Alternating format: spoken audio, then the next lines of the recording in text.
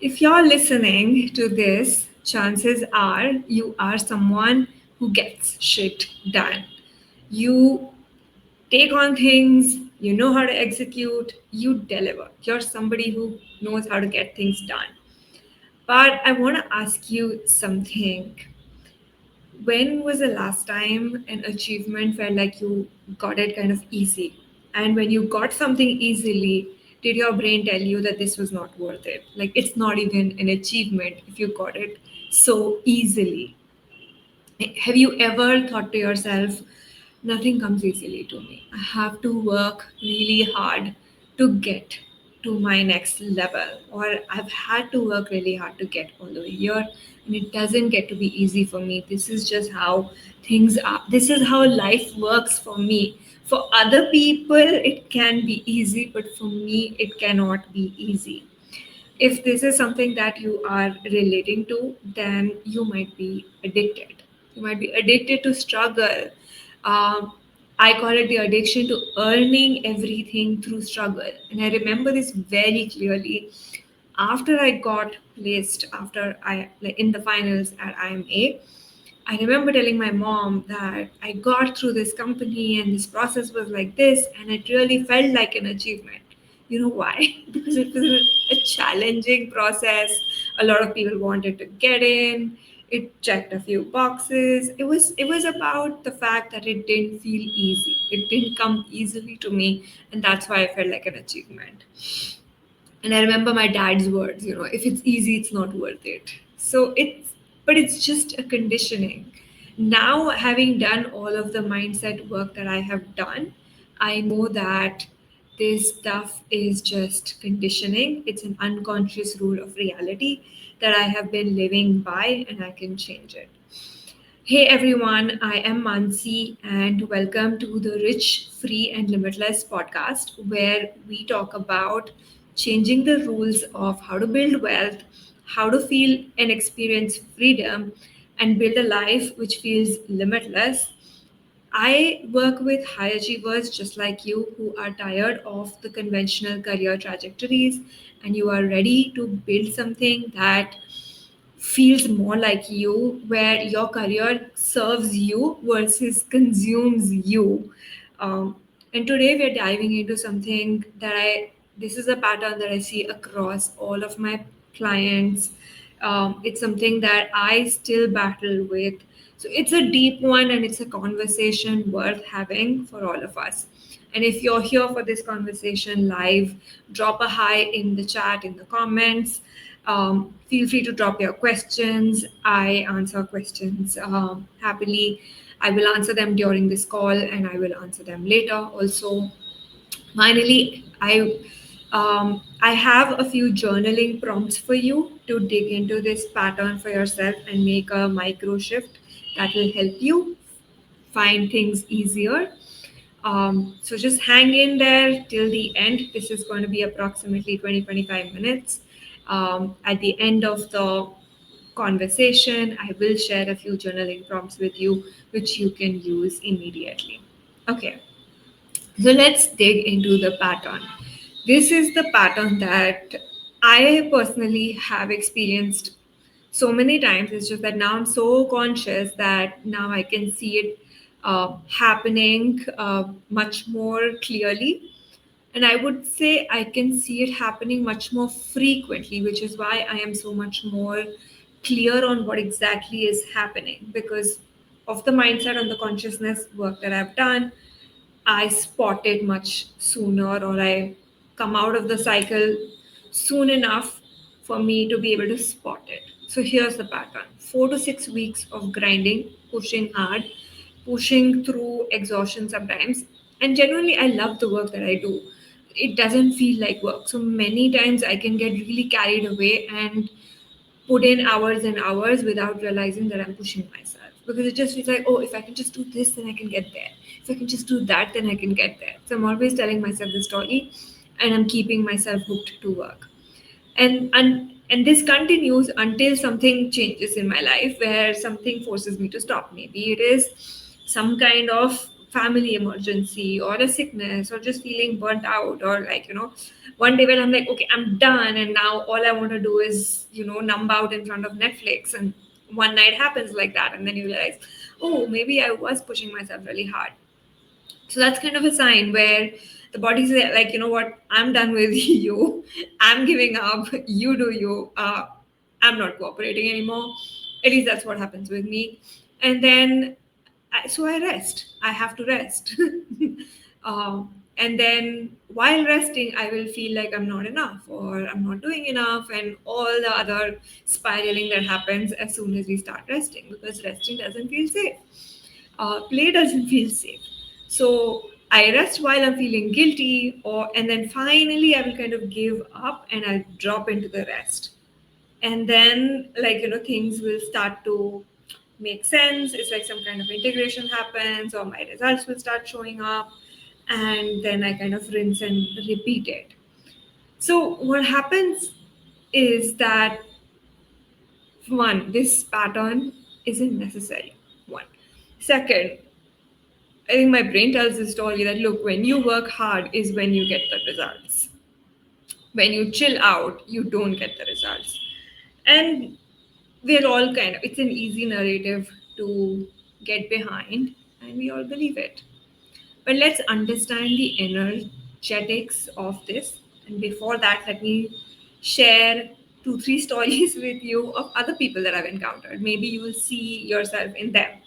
Um, So when I say the guilt is everywhere, this Monday I was out at my regular filter coffee joint where I ran into a colleague who happened to be on a sabbatical. Now he and I were batchmates, and he said, Mansi, a part of me just feels guilty right now. It's 9 a.m. All this traffic is passing us by. These are all that many people going to work right now. They all have somewhere to go, something to do, and they're all being productive. And look at me here. I have nowhere to go, nothing to do. At 9 a.m. in the morning, on a Monday morning, I can have filter coffee. What is this? There must be something wrong with me. But nothing's wrong. Like, you're just in a different season than the rest, and standing out like that and feeling that difference feels off. It also can show, it shows up especially when I'm helping my clients dial into their zone of genius, and we're talking about monetizing stuff that comes easily to them. And that's where this narrative will come. This is so basic, it comes so easily to me. How can I charge for something that's so easy? I mean, it's the most obvious thing, and also I'm not qualified enough. So again, this is where our conditioning comes in. We don't choose to play on our strengths because they come easily to us. We are conditioned to take on the challenge, to take on the struggle. So we deliberately make career choices where we put ourselves in situations and roles which are not designed for us. We are not designed for them. And then we struggle through it and we feel like, oh my God, yes, we achieved something. Not sure if it's worth it. And somebody like this, at least I have seen this with me, whenever it came to a choice of the easy path and the challenging path. And the easy path could be something which I know I can do it at the back of my hand, or like I just know it. I will not choose it. I will choose the struggle. I will choose the challenge. No, but I should develop myself into this. I don't have this skill, so I should go and do that. But then imagine if this is my mindset and it's driving all of my choices, every micro decision, every decision of my life and my career, I'm picking the more difficult path. So I'm just creating additional gravity in my life. Like, I'm living on Earth, but I've decided I want to operate on 6x the gravity that exists on Earth. You don't have to. It's not, you don't have to. You can just let things be easy by following your strengths and what you're really good at, and then only fix what really needs to be fixed. We're not project to be fixed. Third example, this is a recent client who's just onboarded, and she wants to start her own thing. She's just put in her papers, and this is what's coming up for her. I've always been the busy one. People used to wait for me. They would run behind me because I was always busy and always in demand. Now I'm the one not working, I'm just waiting. Everyone else is busy, all my friends are busy. Who am I? Who am I if I am not busy and if I'm not employed or I don't have my work? Who am I? And that is such a crisis. That happens to me even now. Like yesterday, I needed to rest. I couldn't work, but I it felt so off and so uncomfortable, and I couldn't think of doing anything. And I was like, okay, this is my life. I do nothing. Who am I outside of work? It's a very, very uncomfortable feeling to sit with, to understand that if this career were to go away, I'd still be okay. It doesn't feel okay. I'm not saying give up careers, but I am saying that we need to be okay. This way or that way, we gotta be okay. So like I said, let's talk about the energetics of this pattern, where we decide that let's struggle through this. Look, when we choose the struggle mode, what you're really telling the universe, the God, or any, whatever you may call it, you're saying, don't help me. I need to earn this. I need to feel good about what I have. And the way that I feel good about having what I have is when I have struggled to achieve it. So the universe is like, yeah, okay, cool. I love you. I will not want you to suffer. So here's a new challenge that will make you feel like you earned it. And then you do this all of the time and enough number of times, it becomes a lifelong pattern. And then you tell yourself, see, nothing comes easily to me. I always have to work hard, blah blah blah blah. And then when you look at that other person who's got it easy, who is not struggling, and you're like, shit man, this person is just lucky, or I wish I could be that person. At least I've had that thought a lot, like, why can't I be like that? Why can't I just be that chill about things? Why do I have to make everything so complicated? you know these are just you some at some point in time you have to face these choices that you're making, that this isn't maybe necessary. So we've talked about the problem enough. I think you've understood what this is. So let's talk about what could be an antidote for this. And what I call the antidote to this is aligned action. And it's a four-step process. One, you get clear on what you want. And second, you believe that it's possible for you and you deserve it and you're worthy of it.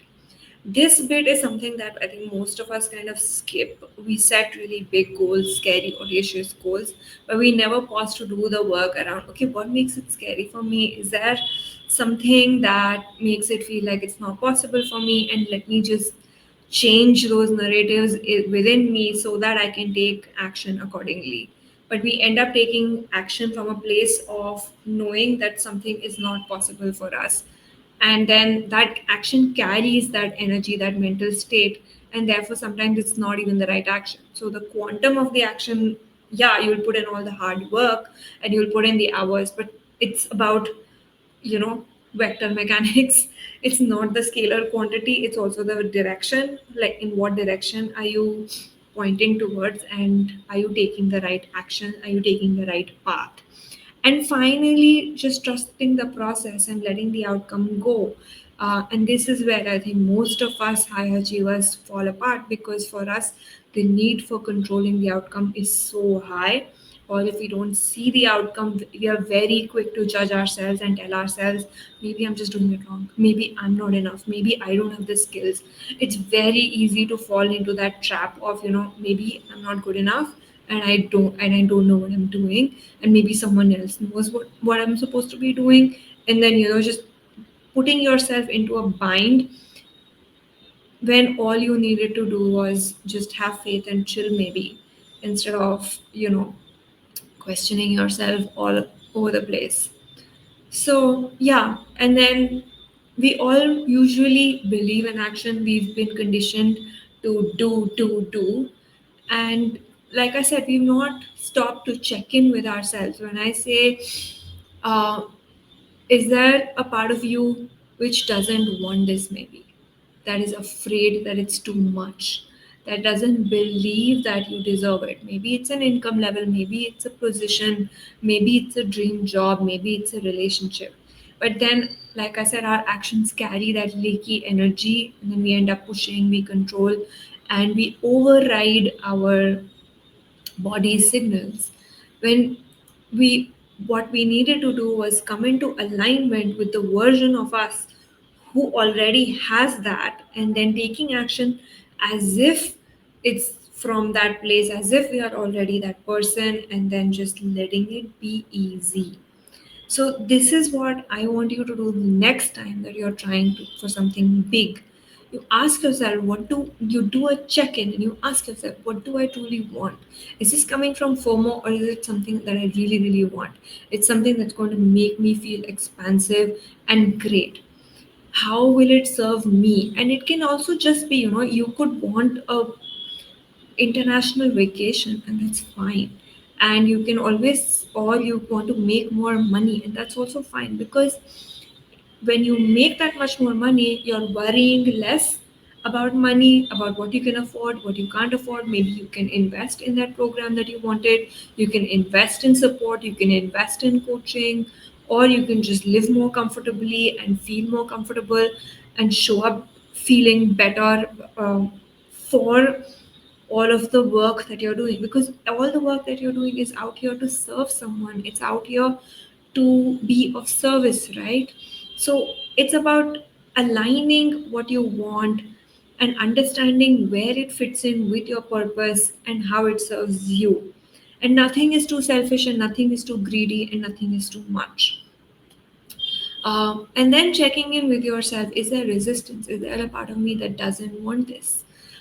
For example, if I believe that if I make more money than my husband, then it's not my marriage is going to fall apart. Guess what? Like, I can write that goal that I want to make this much amount of money, but the second when it comes time to take that action, a part of me is going to be shrinking, or I'm not going to take that big an action, or I'm not going to show up in that energy because I'm afraid I don't want to lose my relationship, I don't want to ruin my marriage by earning more than my husband. So the work here is not that you will set a different goal. The work here is changing the narrative, having the conversation with your husband maybe, and getting to a place where it starts to feel good. You start making, maybe you think about it as, okay, wow, more money in coming into the family is going to be great. We will be able to go closer to our retirement fund, or we are going to go closer to some of our goals, or we could take a different vacation,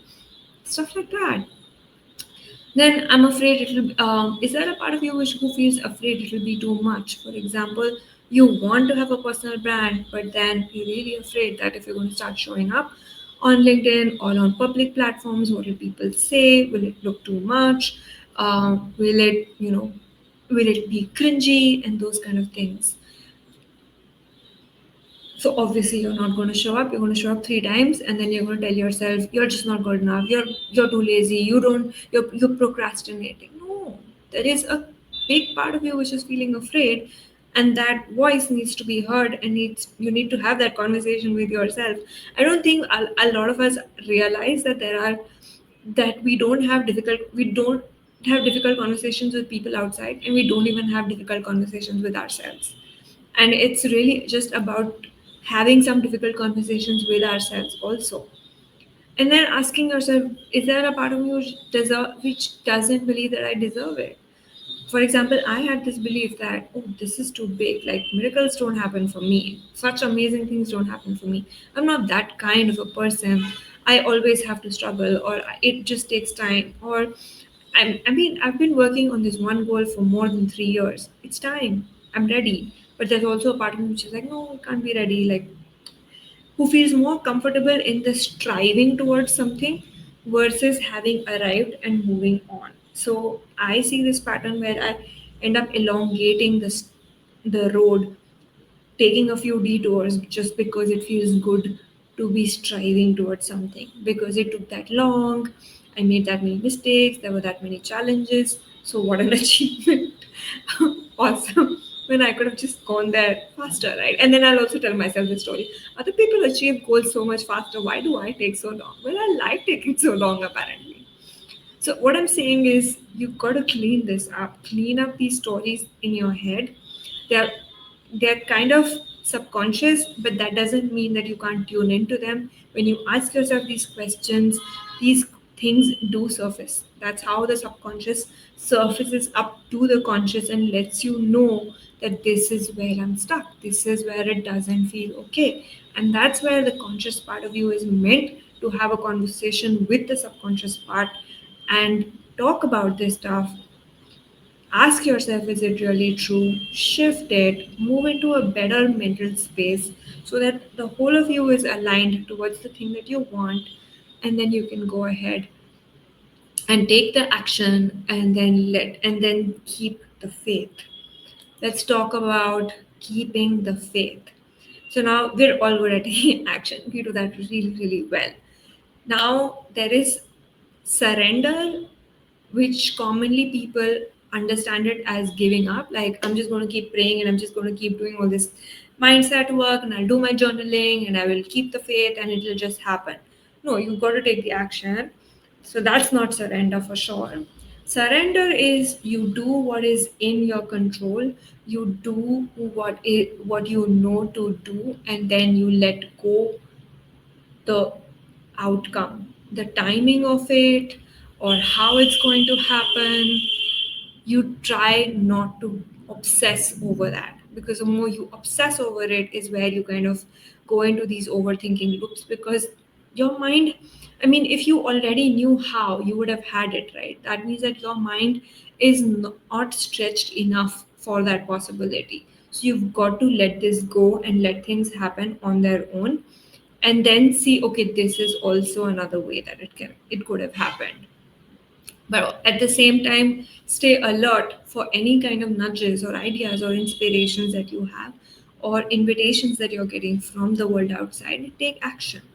uh, Go and do the things that you needed to do. And finally, keep the faith even when the results are not showing up. And this is something that I find it really hard. I've been putting so much effort in improving the quality of my content, improving the way that I show up, how consistently I show up, and how what kind of quality content that I'm showing, that I'm serving people.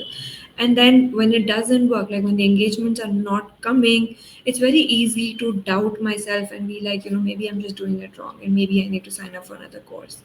No, maybe it is, I just needed, I was one hook away or one idea away, or something else away from getting the results that I wanted. So it's about just staying, keeping faith that yes, it's working, it's working, I'm doing what I'm doing, and it's still working. And sometimes it's just about resting, honestly. When I do all the other stuff that I have told you, and I have taken the action and I have kind of tried to surrender, but it's hard to keep in faith. That's when I kind of stay in the action mode more, and then the collapse happens, and then I rest, and then suddenly everything kind of starts dropping in. The clients, the money, the results, the opportunities, it all starts dropping in because I did everything else, and the rest has forced me to have faith or forced me to surrender.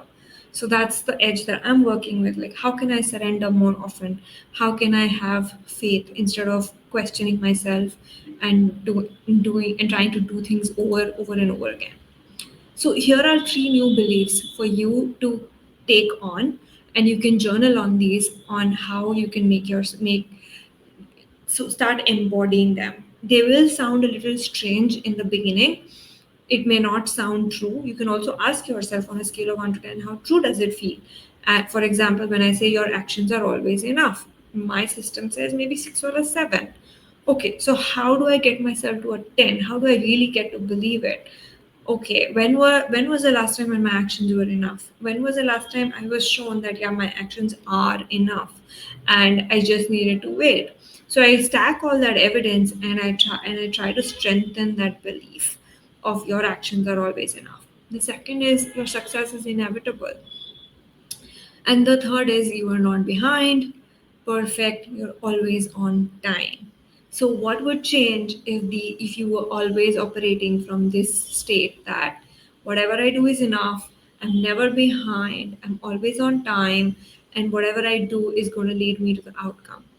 Just it's easier, right, to operate like that. I'm not saying that you'll always be right and you shouldn't have to learn, but you can operate from this way. When you operate from this belief system, when something is not working, you don't make it mean that there's something wrong with you and go down that negative spiral. You can avoid the negative spiral and just say, okay, what is this telling me right now? What do I need to change? And I can go change it, no drama, and keep working and keep getting going ahead and forward and forward and forward. So I get to avoid the negative spirals. Okay, on to the journaling prompts that I promised you. So, the invitation for you is, where are you choosing struggle versus ease? So, where is it that your goals are feeling heavy for you? Where do you find yourself procrastinating more often? Where is it hard for you to ask for help? Where is it hard for you to trust someone else to help you or support you? Example, your team. Maybe you have this underlying belief they won't do it right. I have to do it for, if I want it rightly done and I want it on time, I'll have to do it for myself. I know a lot of us struggle with this belief, and if it's there, then it's time to shine some light on it, because you do deserve for life to be easy, for you to be supported. And where is it that it is really hard for you to let go control? That if you can't see the results, you're kind of always anxious. It's not happening. It's not happening. It's not happening. What needs to happen here? If that is a zone that you're in any area of your life, and it can happen with relationships. I know a lot of people get into that, where it's not in our control, but we're like, oh my god, it's not happening. Oh my god, it's not happening. All areas where you need to shine light on it and start shifting it. Then do some check ins. Is there a part of you that doesn't want this? Is there a part of you that doesn't believe you deserve it? And if yes, question, how did you come to believe these things, and start changing these stories. Look at these areas. Where is it that the funkiness exists? Start looking at what beliefs are driving it. Is it fear? Is it the fear of being too much, or is it unworthiness, not feeling like you're enough? And then finally ask yourself, how can I make it easy? How can I change this belief? And you know what, like, the biggest shifter has been, game changer for me, has been AI. Many a times I will just, like, where my brain can't wrap itself around, how do I shift this? How do I adopt, make it easier for me to adopt a new belief? Or this is what I believe, but I don't know what the opposing supportive belief could be. I just put that in ChatGPT and see what kind of things come up. I don't have to do it exactly what he's telling, what is coming up from that prompt, but it gets the juices going, and I can pick up something that does work for me, and I can move forward with it. Similarly, with actions, if you've chosen a path and it feels heavy and it feels like it's struggling, or it's going to take too long, or it doesn't feel uh, there's any kind of heaviness around it, ask, how can I make it easy? Is there anyone else who's done it more easily, faster? How did they go about it? What resources did they have? What support did they have? And get yourself those things, because that way it gets to be easy and you don't have to struggle. And achievement does not mean that you crossed, like you had to climb a steep mountain, or you had to wade through desert, or you had to go through an accidents to get there. It doesn't have to be that way. Your goals can just be just another thing that you do. Imagine it was just another thing that you do in the day, like dressing up or going to work. That's how normal it can be, and that's what makes it easy, because now there's not enough pressure on you to make it into something, or contort yourself, or telling you that maybe you don't deserve it. I hope that this was useful. This is something that is so close to my heart. And if it's something that you're struggling with and you want to shift it to, just DM me inner safety. That's what I do. Okay, sorry. I also have another slide. If you're ready to stop fighting yourself, and this is something that you really feel called to work with me on, I do have a container where I work on exactly this with people, you can DM me inner safety, and we can just get started. Thank you for listening.